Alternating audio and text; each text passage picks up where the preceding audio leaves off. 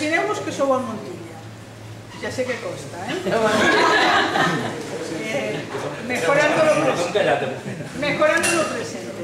I tu has de sortir a la societat catalana i dir: escolti, aquest estatut que ens han rebanyat per tercera vegada, perquè la primera la va fer ell, la rebaixa. Quan va sortir del Parlament, el senyor Montilla va enviar 60 esmenes a Madrid perquè el rebaixés. Quan la va fer l'Autoguerra amb el Cepillo, l'Alfonso Guerra. L'Alfonso Guerra va reclamar. Pactant amb Zapatero. No, primer va passar pel Guerra, el Cepillo i la Patria. I l'última... Després va passar pel Mas i el Zapatero i la Sena del Sofà.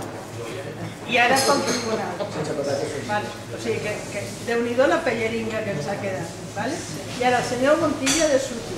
Malgrat això, jo us proposo, catalans, que aquest estatut és l'etapa final a la qual podem aspirar. Joder, tio, és un paper d'estrassa. És un paper d'estrassa, perquè l'Artur Mas encara diu, mira, fem el concert, i la gent diu, home, mira, respirarem una mica. Ara, no us ho cregueu, això del concert, perquè ens posaran una quota de 20.000 milions, que és el que paguem actualment, i diran, això és el concert, i pagarem 20.000 milions com cada any. I contents tu el concert? No, i constitucional.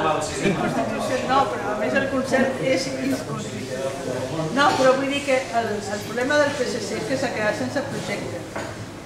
No només s'ha quedat sense l'hotel del Palau, és que s'ha quedat sense projecte, és a dir, no pot sortir a la societat catalana i dir el millor que podem fer és aspirar en aquest estatut. Escolta, tio, és que ja l'han retallat tant que ja no hi ha ni estatut. I ells diuen que això és l'etapa final i que després d'això el federalisme.